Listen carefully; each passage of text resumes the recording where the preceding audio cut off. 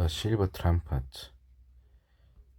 The Lord said to Moses, "Make 2 trumpets of hammered silver, and use them for calling the community together and for having the camp set out.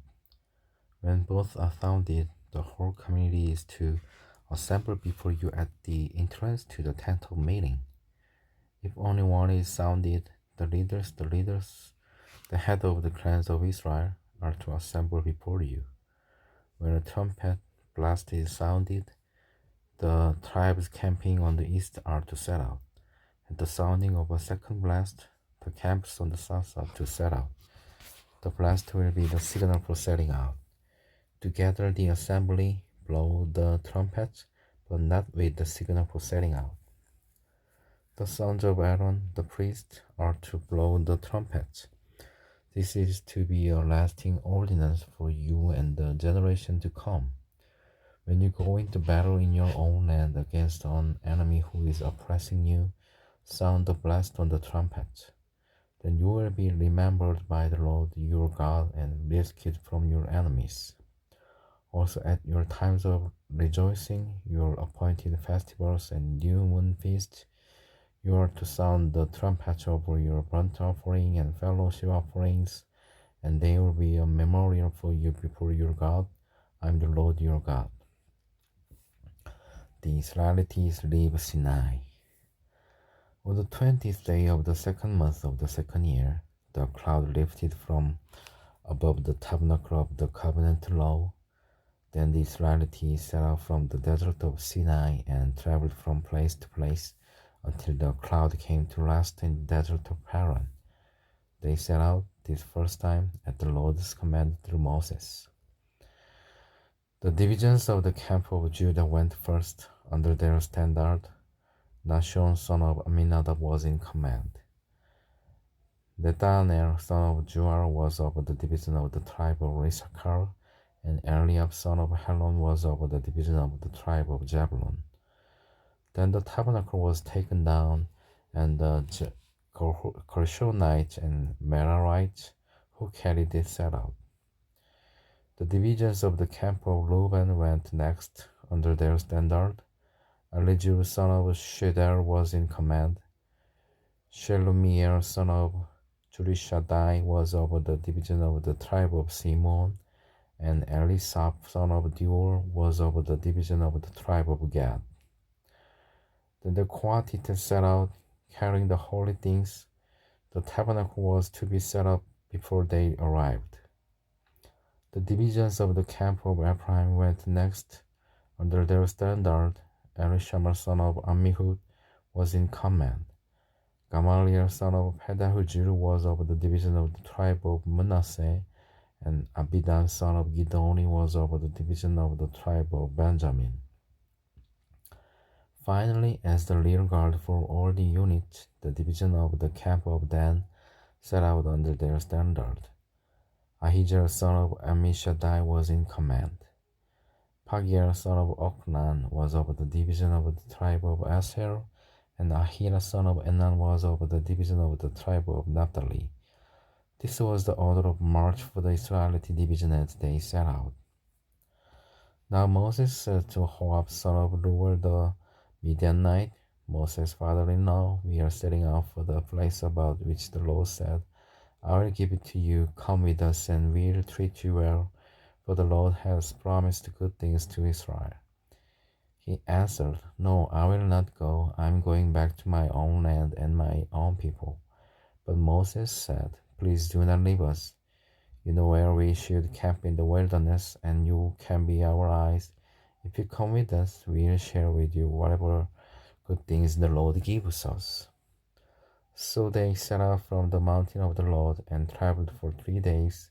The ark of the covenant of the Lord went before them during those 3 days to find them a place to rest. The cloud of the Lord was over them by day when they set out from the camp. Whenever the ark set out, Moses said, 'Rise up, Lord. May your enemy be scattered. May your foes flee before you.' Whenever it came to rest, he said, 'Return, Lord, to the countless thousands of Israel.' Fire from the Lord. Now the people complained about their hardship in the hearing of the Lord, and when he heard them, his anger was aroused.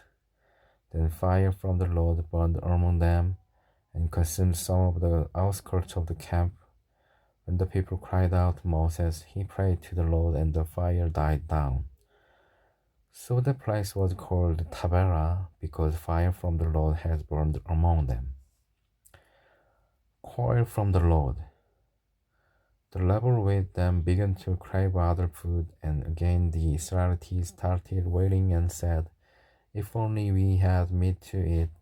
We remember the fish we ate in Egypt at no cost, also the cucumbers, melons, leeks, onions, and garlic. But now we have lost our appetite. We never see anything but this manna." The manna was like coriander seed and looked like resin. The people went around gathering it and then ground it in a hand mill or crushed it in a mortar. They cooked it in a pot or made it into loaves, and it tasted like something made with olive oil. When the dew settled on the camp at night, the manna also came down. Moses heard the people of every family wailing at the entrance to their tents. The Lord became exceedingly angry, and Moses was troubled. He asked the Lord, "Why have you brought this trouble on your servant? What have I done to displease you that you put the burden of all these people on me? Did I conceive all these people? Did I give them birth? Why do you tell me to carry them in my arms as a nurse carries an infant to the land you promised on oath to their ancestors? Where can I get meat for all these people? They keep wailing to me, 'Give us meat to eat.' I cannot carry all these people by myself. The burden is too heavy for me. If this is how you are going to treat me, please go ahead and kill me if I have found favor in your eyes, and do not let me face my own ruin." The Lord said to Moses, "Bring me 70 of Israel's elders who are known to you as leaders and officers among the people. Have them come to the tent of meeting, that they may stand there with you. I will come down and speak with you there, and I'll take some of the power of the Spirit that is on you and put it on them. They will share the burden of the people with you so that you will not have to carry it alone.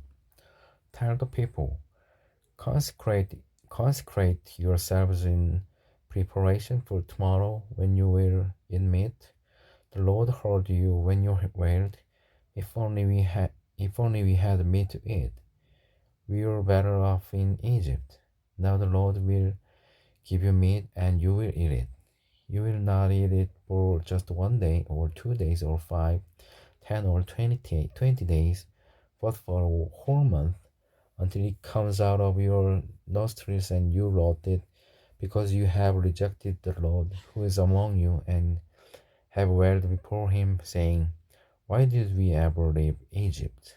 But Moses said, 'Here I am among 600,000 men on foot, and you say, I'll give them meat to eat for a whole month. Would they have enough if flocks and herds were slaughtered for them? Would they have enough if all the fish in the sea were caught for them?' The Lord answered Moses, 'Is the Lord's arm too short? Now you will see whether or not what I say will come true for you.' So Moses went out and told the people what the Lord had said. He brought together 70 of their elders and had them stand around the tent. Then the Lord came down in the cloud and spoke with him, and he took some of the power of the Spirit that was on him and put it on the 70 elders. When the Spirit rested on them, they prophesied, but did not do so again. However, 2 men, whose names were Eldad and Medad, had remained in the camp. They were listed among the elders, but did not go out to the tent. Yet the Spirit also rested on them, and they prophesied in the camp. A young man ran and told Moses, "Eldad and Medad are prophesying in the camp." Joshua, son of Nun, who had been Moses' aide since youth, spoke up and said, Moses, my Lord, stop them. But Moses replies, Are you jealous for my sake? I wish that all the Lord's people were prophets and that the Lord would put his spirit on them. Then Moses and the elders of Israel returned to the camp. Now a wind went out from the Lord and drove in from the sea. It scattered them up to 2 cubits deep all around the camp, as far as a day's work in any direction. All that day and night and all the next day the people went out and gathered coin. No one gathered less than 10 homers. Then they spread them out all around the camp.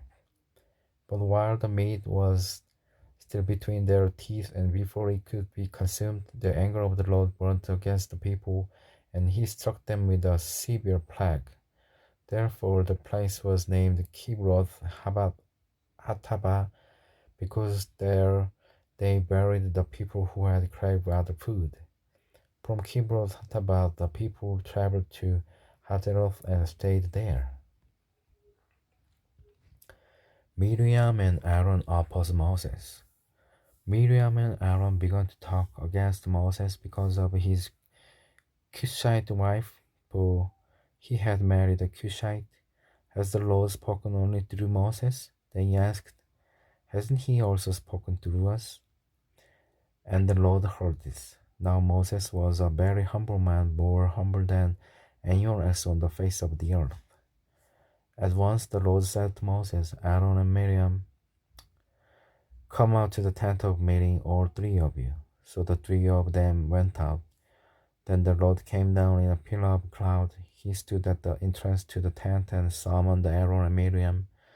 When the two of them stepped forward, he said, Listen to my words. When there is a prophet among you, I, the Lord, reveal myself to them in visions. I speak to them in dreams. But this is not true of my servant Moses. He is faithful in all my house.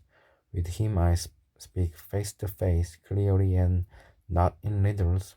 He sees the form of the Lord. Why then were you not afraid to speak against my servant Moses? The anger of the Lord burnt against them, and he left them. When the cloud lifted from above the tent, Miriam's skin was leprous. It became as white as snow. Aaron turned toward her and saw that she had the deflying skin disease.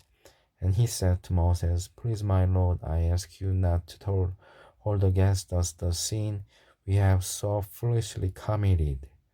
Do not let her be like a stillborn infant coming from its mother's womb with its flesh half eaten away.